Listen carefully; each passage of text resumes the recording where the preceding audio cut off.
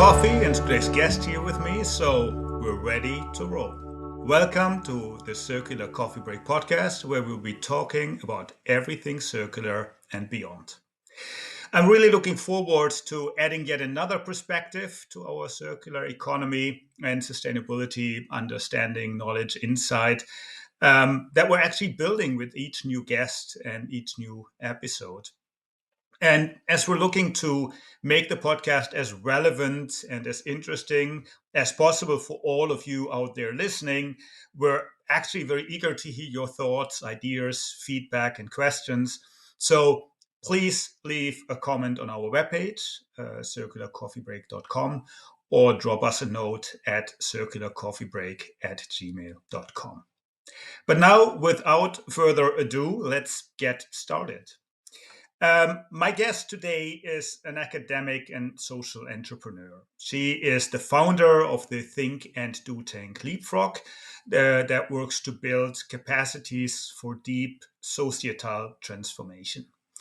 She has a background from transdisciplinary sustainability innovation research at Aalto University, and from 2014 to 2019, she has been leading a large 6-year interdisciplinary innovation and research project called The New Global. The project actually focused on frugal and reverse innovations in a complex global system.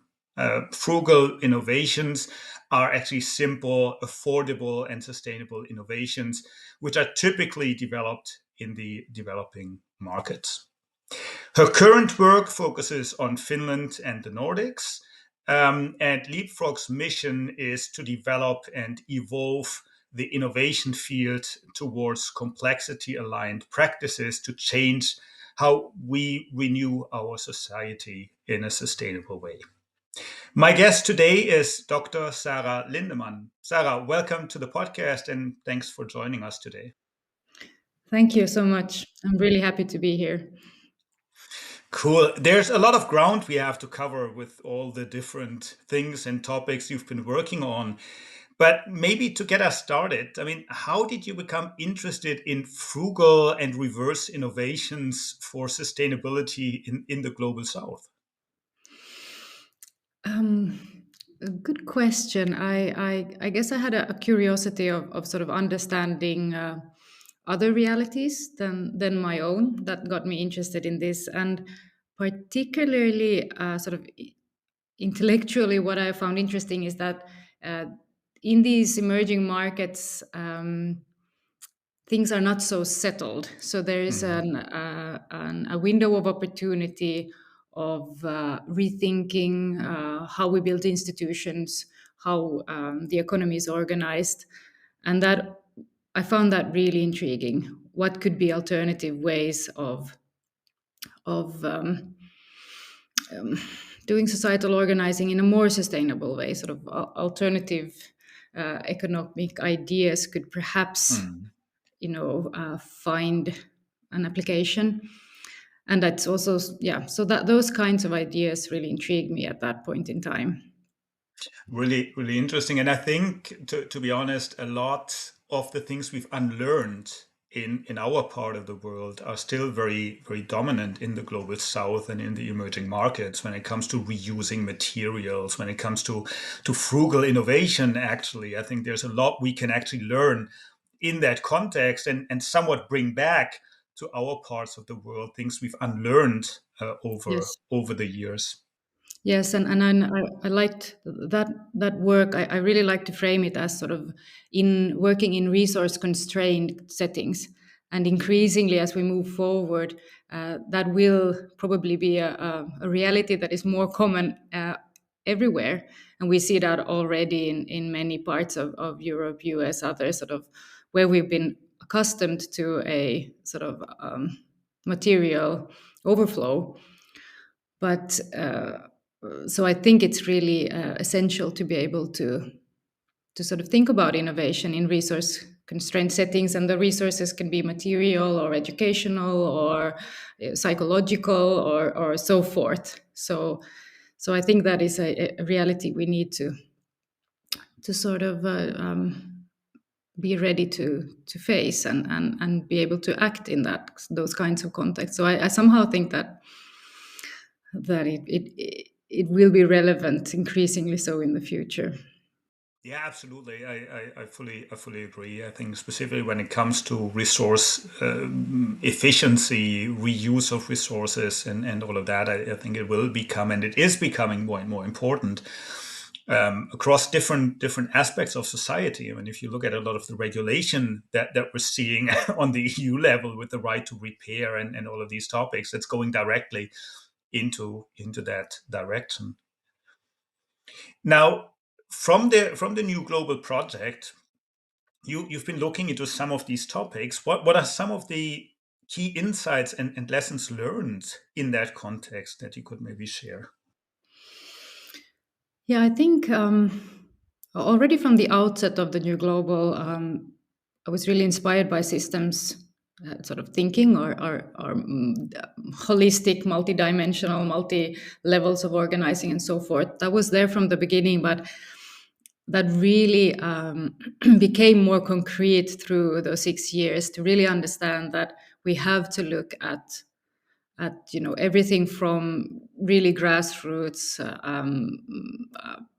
community level to meso level of organizations, of local authorities to national authorities to international authorities, and see how the whole dynamic works. And if we want to see a change in how some aspect of society is organized and see a shift towards more sustainable or more circular or more just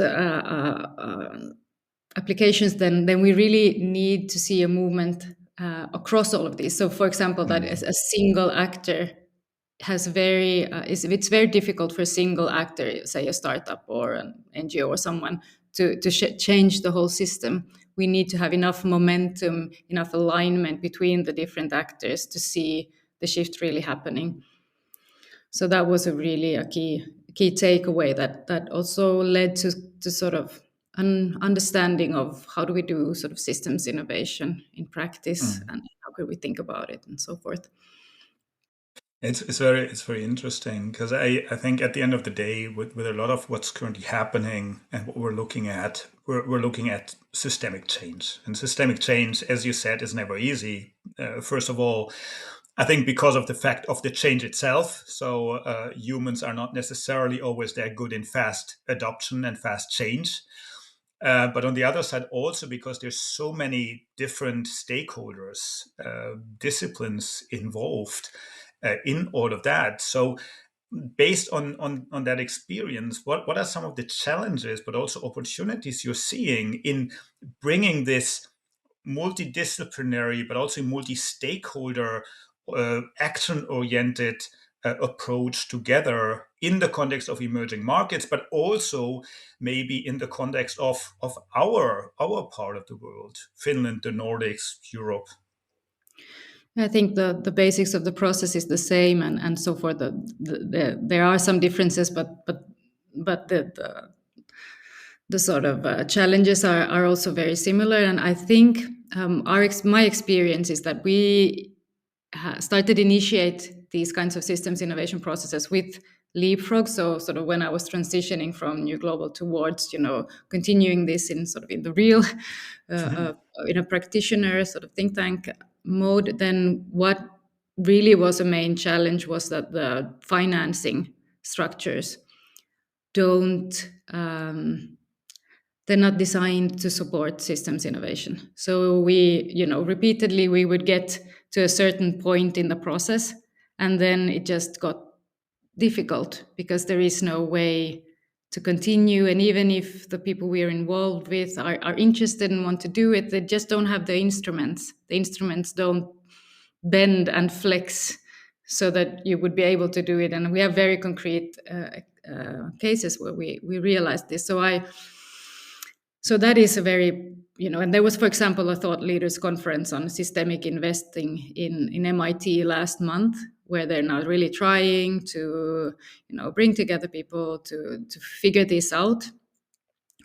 And there are some initiatives, for example, with Sida is doing a pilot on financing systems innovation at the moment. So I had the realization that, okay, it's not there yet. We just can't do this. We only get to sort of we have, a plan of 4 phases. We only, if get maybe to the second phase halfways, and then it's not possible anymore. It's just, but of course, that is a very practical one. But then on top of that, there are also these more, with the cross-disciplinary, cross-sector, cross-culture issues. Then there's a lot of how do you manage this? How do you do the sort of collaborative process in a way that actually works? And that's more softer, that I kind of like, of course, put some obstacles. And there we realize it's really finding the right people in the different organizations that have all different kinds of capacities, that are then able to sort of be translators and bridges and so forth to facilitate this. So that's kind of more of a cultural and operational aspect, but that of course comes, but now it's difficult because it's kind of hard to do the whole process, but it's coming with a lot of portfolio financing in a lot of interesting pilots happening and so forth. But yeah, and so that was actually, like, realizing this was one of the reasons also that I kind of a little bit shifted focus. Should I open that up? Yeah, I mean, if you could tell us a little bit more about that. So, because you basically have with the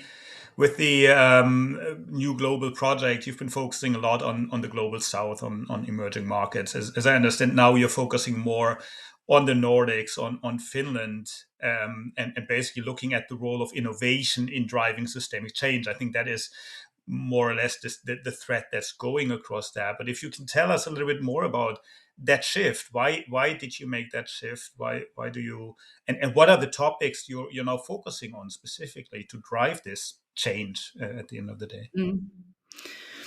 Well, there were actually multiple things. One was this, that okay, I realized that we're not quite there yet with the whole sort of financing for systems innovation and systems change processes. Another reason was that I had this kind of a bit of an awakening where I realized that if we look at sustainability transitions as sort of societal subsector transformations, it's it's good, but it's not enough, because we are, in a way, we're trying to make the change in different parts, whether it's energy or water or whatnot, but we are not really dealing with the more profound underlying structures of society. So and one way to talk about this is, for example, if you think of, there is an anthropological model by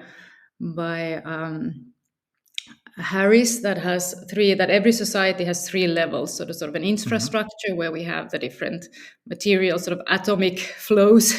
Then we have a social structure, which is our ways of protocols of organizing. So this would be, Hmm.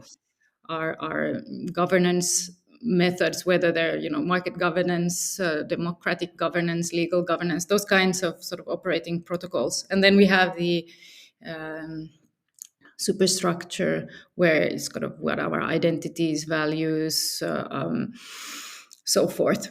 And what a realization that I kind of had, that we are putting a lot of innovation efforts now on, say, on circular economy, on renewable energies, all of that, but we are lacking a sort of dedicated effort to transform our governance structures and our identities and our culture. And if we want a sort of, if we really want a sort of societal transformation, and this is also not if we want it, it's happening whether we want it or not. In this point of time with exponential technological change, it's happening faster than ever before. And if we look at history, at every point where there's been these kinds of leaps, then society has changed, also the governance structures and the identities. And now, and it has, historically, there's a debate on what's leading what, and if you're a human from sort of human sciences, you would like to think that the ideas lead in many ways, but in many cases we see that actually technologies have led also the changes, have shaped. It has taken thousands of years or hundreds of years if we think of the plow or the Mm, mm, mm, printing press. But now we're seeing social media is changing, our social, reality in 10 years. And so we kind of have that the transformation is happening also on this level, but we are not in control of it. It's happening without a conscious, intentional, reflective process around it. So I guess I kind of had a realization that we need to address these things also, and that maybe this is more mine to do, because I was also feeling in a sense that the shifts in emerging markets and all of that, a bit like, who am I to tell? how I've done all of this. I kind of know the processes and all of that, but maybe it's somebody else's. Of course, I'm really happy to still, be involved in all of this. But I had maybe a sense of this. I also had, I had two small children that were born in this period, and I had also so in a way, I had this coming home sense of, okay, mm. let's bring it a bit closer. Let's see what can I do here in sort of our society, my from this home base, and so it was quite a big shift for me personally, but it's been really inspirational, because I think this is quite difficult to do, because the forces that keep us in the legacy system are strong, and they are amplified by exponential technologies. Mm, So absolutely. it's kind of, but the sort of Finland and the Nordics, if this is to happen anywhere, this could be a good spot for it to happen. There are many factors that could support that. Yeah, absolutely. Absolutely. No, I think what you're outlining is hitting home on a couple of areas. I think what you mentioned is the change is exponential. It's very fast. I think that is one of the things that we're currently seeing. Normally, these social changes have taken a long time and have been building up over time. What we're now seeing in the technology sphere, in the climate crisis, and in very many other areas, we're basically seeing an acceleration of this change and of this change need.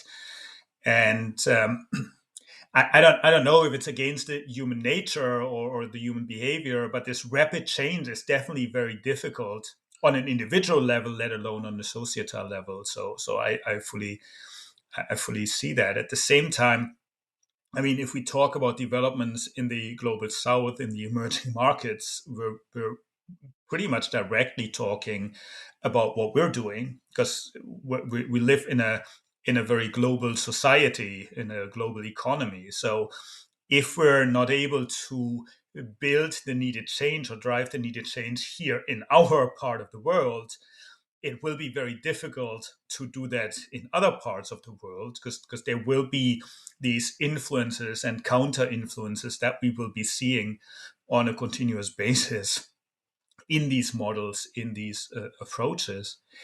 But related to that, maybe a question. I mean, how do you measure and how do you communicate the impact of the research and the innovation projects that you're doing to the stakeholders, be it in the context of the new global project, or be it in the context of this focus more on the Nordics and Finland? Because I think very often it's very abstract. It's very difficult to do that because there's so many different complex elements that you're talking about, and we're actually living in a read the headline, swipe left kind of world, or swipe right, depending on where you are.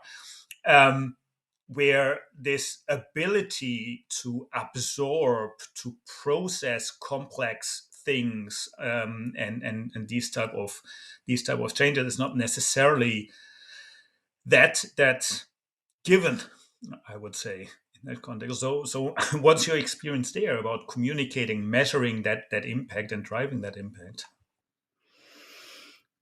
Thank you.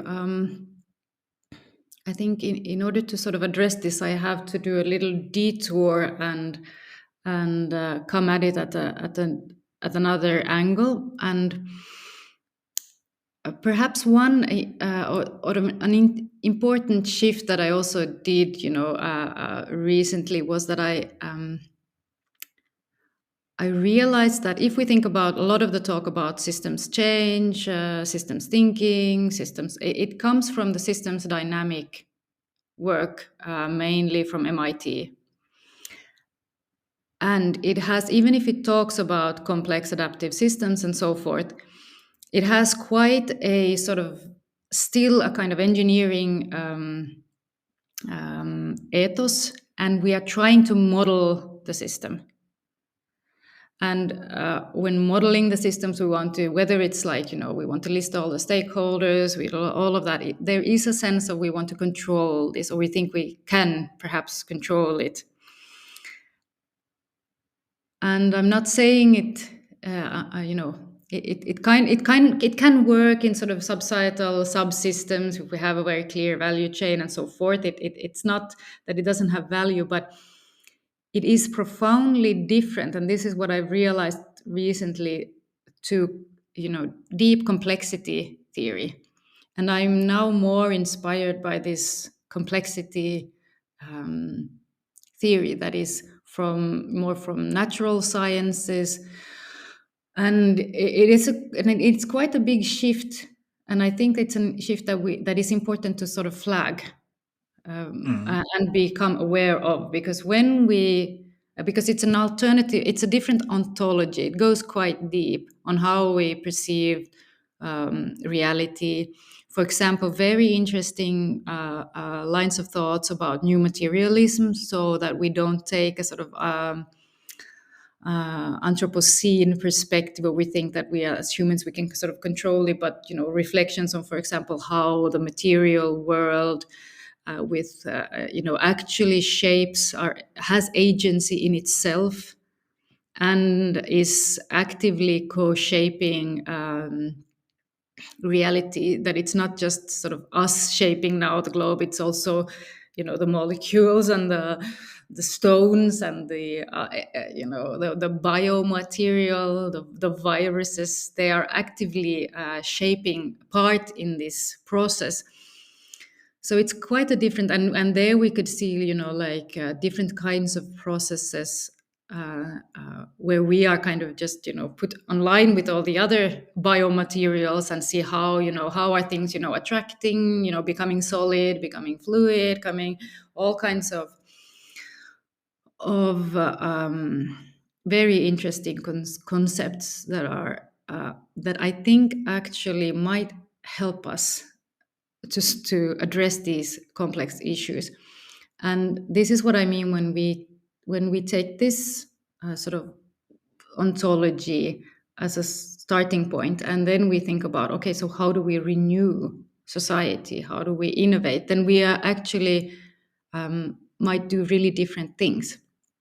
And this is what we're working on with Leapfrog now. How can we start to do sort of complexity aligned innovation work that would actually complement current sustainability innovation work, focusing on the governance systems, the culture. Mm. And now after this detour, now I'm coming to the measurement. And because when we go into this ontology, it's really it's kind of, then it's not the terminology of impact anymore.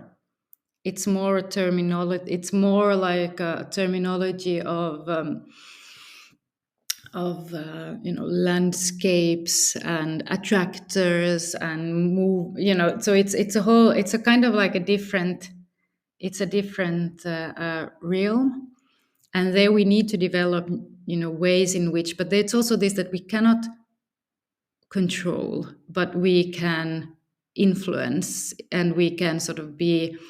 So just to give maybe a concrete example, should I to try to sort of Mhm. Yeah, sure, without please. really. Um, so, for example, we are interested now in the idea of, yeah, maybe so also this can now just in this sort of complexity aligned thinking about innovations. Then it's kind of, we don't want to influence directly things directly. We want to sort of work with it indirectly, so changing roles, relationships, how are people communicating, how are we making sense of the world. So it's more this kind of like, how can we change our sense making and our decision making, for example, on what to innovate on. Hmm.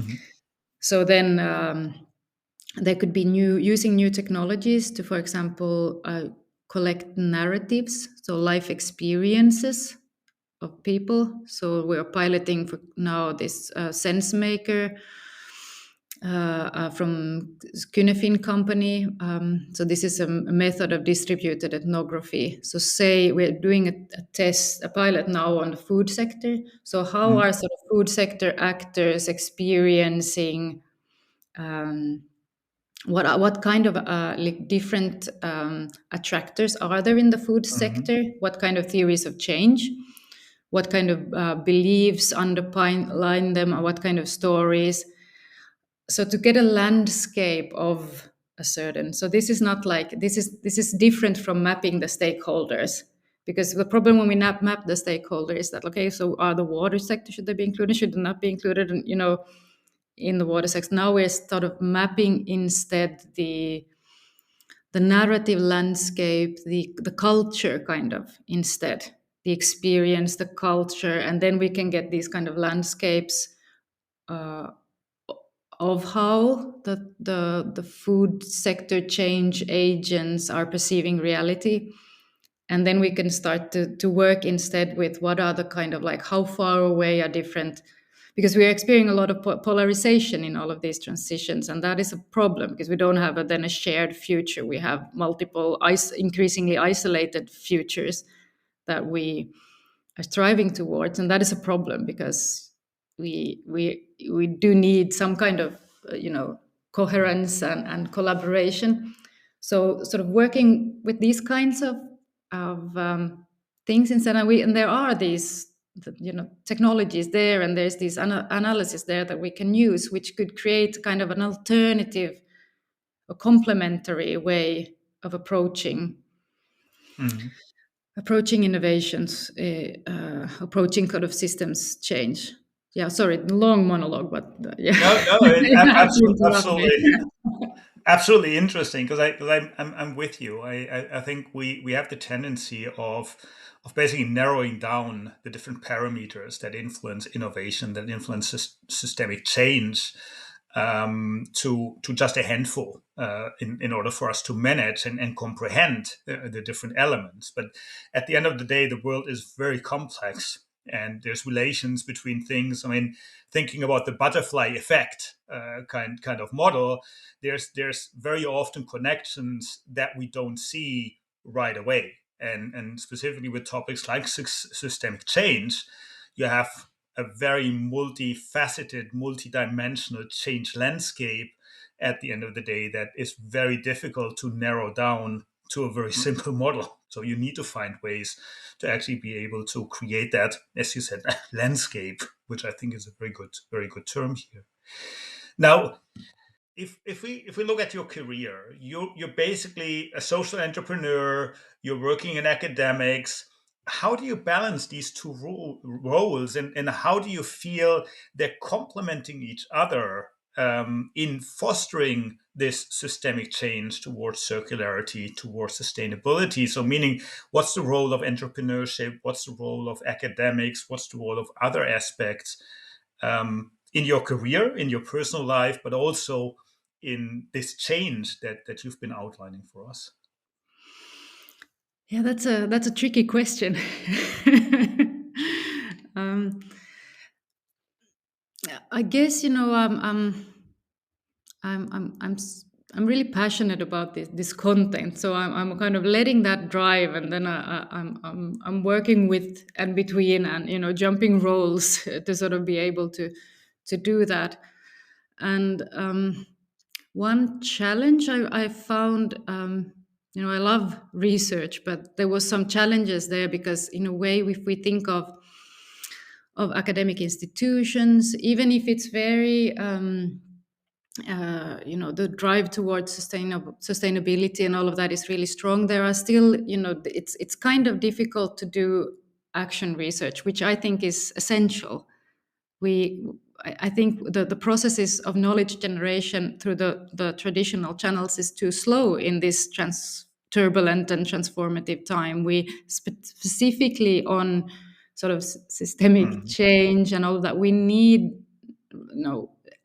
quicker, more where practice and knowledge creation is intertwined, so that we can learn faster about how to do this. Also, given the speed that technology adds to this, it's not enough that we have publications coming out 5 years later, and then they have to sort of trickle down to it's kind of like doesn't um, it's insufficient. So it's a problem there of really doing this. And also, of course, in the academia, it's really tightly pressed. It's a very competitive environment to publish narrowly on certain topics when the challenges we have are quite broad. So also that is also a challenge. And then so having said that, I still think the role of academia is really important. So kind of like how I manage this, that in a way I try to create. I realized a bit after New Global that that kind of amazing opportunity to do action research is not gonna, it's not gonna just come up again. Also, there was, government shift in Finland and all of that. So I've kind of now tried to create a platform for action research through the Leapfrog think tank. And I think that, as part of this change in how we renew society, or more this complexity aligned innovation processes, a dimension to that is also how we create knowledge. And I think the knowledge creation could be more distributed also, that it doesn't maybe necessarily have to be sort of in these universities, and you have that it could be different. This is still more on a vision level, but I kind of, yeah, but then so that's kind of how, and any more in practice, I noticed that because I want to do this kind of like one foot in practice, one foot in academia, one sort of, I don't know, I really don't, I'm not sure if I should recommend this career path to anyone, but I kind of manage it by doing, first one, then the other, then, shifting, so that I, get some momentum on one side, and then I try to focus on so first working in sort of building up the pilots and so forth, and then doing writing, and then doing some, so shifting it is one thing. And yes, and then yeah, kind of like one, I start, when we started Leapfrog, it was first a company, and I was inspired by sort of social entrepreneurship. But now I'm not sure if I qualify as a social entrepreneur, because it kind of like, in a way, realized we don't have a business model. There is no business model to sort of promoting complexity aligned innovation practices. So it's more like a think and do tank, but maybe it's some kind of like activism in one way, Yeah. or yeah. So it's kind of like more, this mission work or so forth. But yeah, so yeah, I kind of, maybe I try to not, maybe one thing that I try to sort of focus on what I do, and not link it to my identity, because then I would get really mixed up. If I try to like my identity is a researcher, or my identity is this and that, Makes then I would. sense. But if I just do what makes sense, and then I don't try to link it to my sort of perception of myself, then that helps. Then it feels more clear. I don't know if this made any Yeah, sense, no, but makes I think it makes perfect sense. I think it's basically looking at one challenge, problem, topic, whatever you want to call it, and look at it through different lenses. In that context, take different perspectives, and that's I think what we need to do even more going forward. As we said, it's a very complex topic. If you just look at it from one direction, you're doomed to miss a significant part of the picture. I think someone said you can't see the picture if you sit in the frame. So from that point of view, I think that's absolutely true. Now the coffee is empty, and it's unfortunately time to wrap up this episode of the Circular Coffee Break. But for all of you out there interested to hear more and maybe meet Sara, there's actually an event coming up, the Waves Forum for Changemakers, taking place from the 3rd to 4th of April at Kulturitalo in Helsinki, where Sara will be participating and where you will have a chance to meet her. You can find more information at waves-forum.fi. So if you're interested, head over to the webpage and have a look there. Thanks a lot, Sara, for joining me today. Really, really interesting topic. And I think something we could easily talk another half hour about. So let's maybe do that in a year's time or so if you have some new insights on the projects you're doing. Thanks for joining. thank you so much. It was really nice to have a chat. Perfect. Thanks for all of you out there listening. We hope today's episode was interesting and added yet another perspective to the very complex topic of circularity and sustainability for all of you. Gave you some new ideas, some new inspiration and motivation to go out and address the topic. If you like the podcast, you can actually help us grow the Circular Coffee Break community by giving us a 5-star rating and a positive review on Apple Podcast or Spotify. So please head over there. We really appreciate your support in spreading the word and getting more people into our little community to forward circularity and sustainability. All left is to basically wish all of you a great day, and I'm looking forward to seeing you all here at the Circular Coffee Break podcast.